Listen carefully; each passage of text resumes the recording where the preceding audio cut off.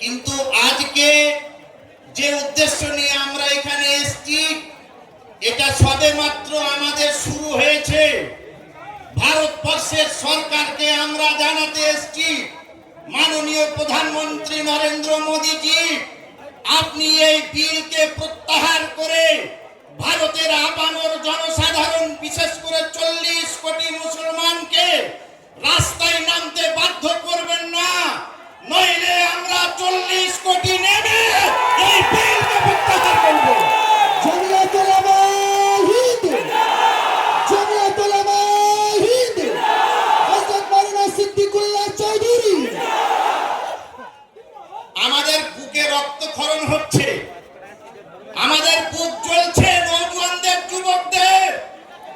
আমরা ইতিহাস শুনেছি লড়াই করা।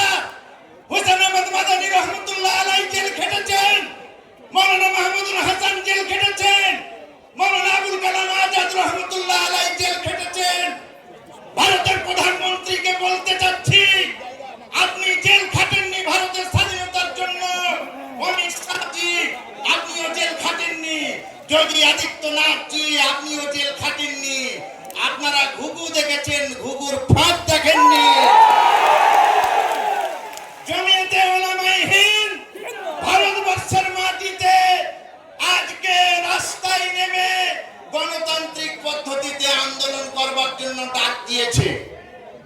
গণতান্ত্রিক পদ্ধতিতে, যদি গণতান্ত্রিক পদ্ধতিতে আন্দোলন করতে গিয়ে আমাদের এই ভারতবর্ষে রক্ত দিতে হয়, আমরা রক্ত দেবার জন্য প্রস্তুত আছি।